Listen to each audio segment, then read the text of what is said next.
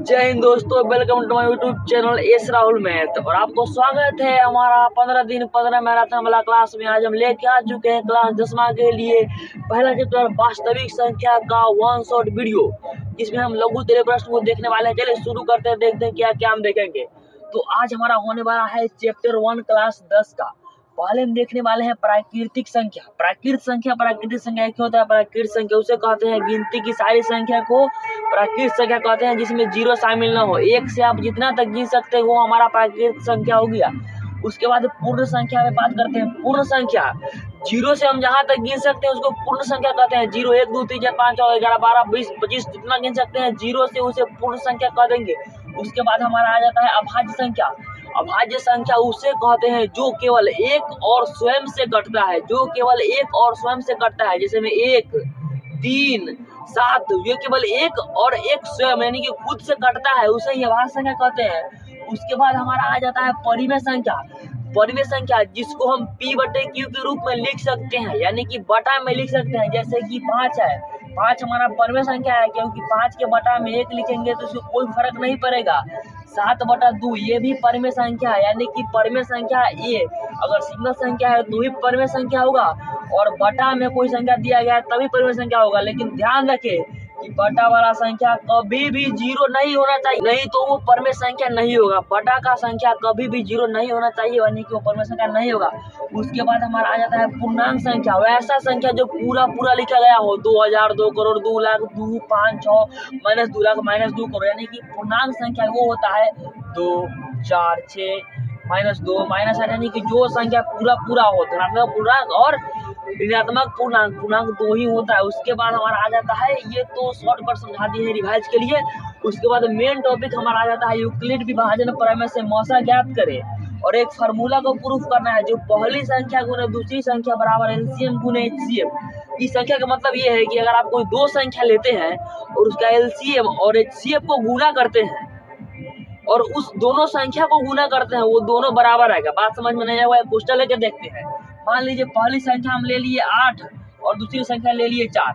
अगर ये दोनों संख्या को हम गुना करके जितना आएगा यानी कि 32 आएगा, और इस दोनों संख्या का एलसीएम और एचसीएफ निकालेंगे और उसको गुना करेंगे तो भी 32 आएगा। चलिए देखते हैं। 8 और 4 का हम एलसीएम निकालते हैं। 4 और 8 का एलसीएम निकालते हैं। पहले हम यहाँ पे 2 से लगाएंगे, 2 दूनी 4 2 चौका 8। फिर हम 2 से लगाएंगे, 2 एकम 2 2 दूनी 4 2 दूनी 4 और 4 दूनी 8, यानी कि एलसीएम हमारा आ गया 8। उसके बाद हम एचसीएफ निकालेंगे। एचसीएफ निकालेंगे 4 से 8 भाग विधि करेंगे, 4 दूनी 8, यानी कि 8 से 8 कट के हो गया 0, यानी कि इसका एचसीएफ आ गया 4 गुने 4 8 चौके 32, यानी कि दोनों संख्या को गुना करने पर उसका एलसीएम और एचसीएफ का गुणनफल भी 32 ही आया। यानी कि ये फार्मूला है पहली संख्या गुने दूसरी संख्या बराबर एलसीएम गुने एचसीएफ। यहाँ पे आपको एलसीएम दे देगा और पहली संख्या दूसरी संख्या का गुणनफल दे देगा, और उसके बाद आपको पूछ देगा एलसीएम क्या है एचसीएफ क्या है, यानी कि पूछ देकर कुछ पूछ सकता है। अगर हमको मान लीजिए ये पूछा गया है, अगर मान लीजिए ये पूछा गया है तो ये दोनों का गुणनफल बटा में पहली संख्या कर देंगे तो हमारा आंसर आ जाएगा। जैसे कि ये देखिए, अगर ये हमारा पूछा गया है ना कि ई एक्स है, ठीक है, और ये संख्या दिया गया है और ये दोनों का गुणनफल भी दिया गया है, तो ई संख्या इसको यहीं रहने देंगे, एक्स को यहीं रहने देंगे और ये पहली संख्या को उधर भेजेंगे, तो बराबर के उधर किधर जाएगा? ये बटा में जाएगा। बटा में आ जाएगा कितना? पहली संख्या। तो एलसीएम और एचसीएफ पे पहली संख्या से भाग लगा देंगे तो हमारा निकल जाएगा दूसरी संख्या। यानी कि इसी तरह से आप कॉन्सेप्ट समझते होंगे बराबर के इधर उधर करने वाला। यानी कि ये हमारा मैराथन क्लास है तो उसमें ज़्यादा डिटेल पे नहीं जा सकते हैं, तो इसीलिए आपको यहाँ पे समझना पड़ेगा। उसके बाद हमारा आ जाता है यूक्लिड विभाजन प्रमेय से मौसा ज्ञात करें।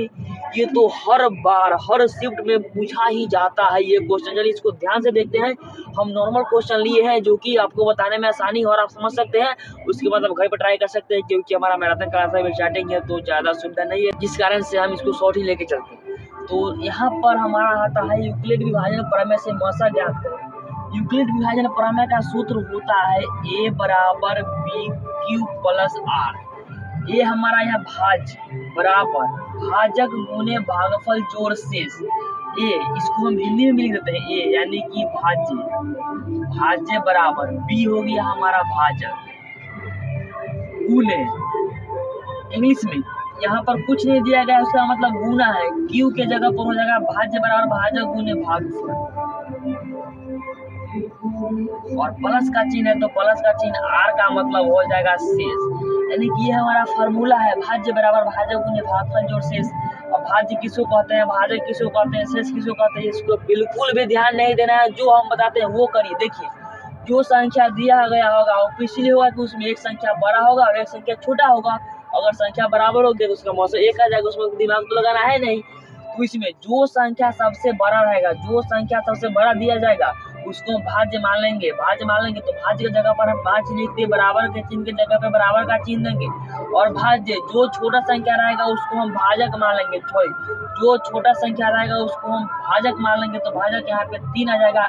उसके बाद भागफल, यानी कि 3 से भाग देना है 5 में, तो हम 3 में कैसे गुना करें कि 5 आए या फिर 5 से कम आए।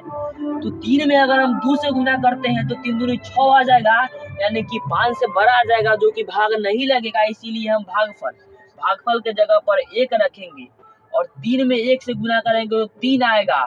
उसके बाद 5, देखिए यहाँ पे 3 है और यहाँ पे कितना है, 5 है। 3 से 5 में भाग लगाएंगे तो एक बार में लगेगा 3 और यहाँ पे कट जाएगा कितना, शेष हमारा आ जाएगा 2। तो प्लस की जगह पर प्लस लिखेंगे और शेष की जगह पर 2 लिखेंगे। अभी आप समझ रहे होंगे, आपको दिमाग में जा रहा होगा, क्योंकि ये चीज़ आप पहले पढ़ चुके होंगे। ये हमारा रिवाइज हो रहा है तो गहरा नहीं जा सकते हैं, आप बात को समझिएगा। तो यहाँ पे देख सकते हैं, उसके बाद एक स्टेप हमारा कंप्लीट हुआ, एक स्टेप कंप्लीट हुआ। उसके बाद हम क्या करते हैं, उसके बाद जो हमारा भाजक रहता है, जब तक शेष 0 ना आ जाए तब तक हम क्रिया करते रहेंगे। भाजक हमारा यहाँ पे 3 है तो भाजक अब हमारा क्या बन जाएगा, भाज्य बन जाएगा। तो 5 की जगह पर 3 आ जाएगा, बराबर का चिन्ह बराबर रहेगा। जो हमारा शेष है वो बन जाएगा क्या, भाजक बन जाएगा। तो 2 यहाँ पे आएगा। अब 2 में हम क्या से गुना करें, यानी कि 2 से भाग लगाना है 3 में, 2 से भाग लगाना है 3 में।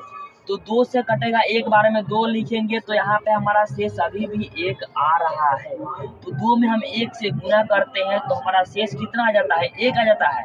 अभी यहाँ पर शेष 0 नहीं आया है, क्रिया हम एक बार और करेंगे। 2 स्टेप हो चुका है, तीसरा स्टेप में चलते हैं। जो हमारा यहाँ पे भाजक है वो बन जाएगा भाज्य। तो 2 यहाँ पे आ जाएगा, बराबर का चिन्ह देंगे तो बराबर है। यहाँ पे 1 जो हमारा शेष है वो क्या बन जाएगा, भाजक। तो यहाँ पे 1 लिख देंगे। अब गुना करते हैं। अब 1 से भागा लगाना, 2 में क्या लगाना है, 1 से भागा लगाना है 2 में मेरे भाई। तो यहाँ पे 1 से भाग लगाएंगे 2 में तो 2 मरतबे 2 कट के पूरा 0 हो जाएगा, कट के पूरा 0 हो जाएगा। यानी कि शेष हमारा 0 आ चुका है। तो 1 में कितना से गुना करेंगे, तो 2 से गुना करते हैं तो यहाँ पे हमारा शेष कितना आता है, 0 आता है, प्लस शेष 0 आता है। अब शेष 0 आ गया, इसके बाद क्रिया नहीं करना है। अब यहाँ पे ये देखना है कि मौसा क्या होता है, मौसा क्या होता है। तो जो हमारा मौसा मेरे भाई, जो भाजक रहता है ना, जो भाजक यानी कि भाजक, जो अंतिम भाजक बनता है, जो अंतिम भाजक बनता है वो हमारा हो जाता है मौसा। तो इसीलिए हमारा मौसा यानी कि महत्तम समापवर्तक यहाँ पे कितना हो जाएगा, 1 हो जाएगा। आप भाग बुद्धि से बना सकते हैं, लेकिन एग्जाम में यूक्लिड विभाजन प्रमेय से पूछता है, जिस कारण से इतना डीप जाना पड़ता है और सेम इसी कंडीशन को फॉलो करना पड़ता है। उसके बाद आपको भी सजाना है, आप अपराध कर लेंगे। तो मेरे भाई उम्मीद करते हैं कि आपको मैट्रिक बोर्ड का ये मैथ का चैप्टर 1 वास्तविक संख्या बहुत ही अच्छा तरीके से क्लियर हो गया होगा। और इस टाइप से कुछ ऑब्जेक्टिव आपके बन जाएंगे और इस टाइप से कुछ सब्जेक्टिव तो बनेंगे ही बनेंगे। तो चैनल को सब्सक्राइब करें, आप लोग के लिए इतना ज़्यादा मेहनत कर रहे हैं। तो मिलते हैं अगली क्लास में।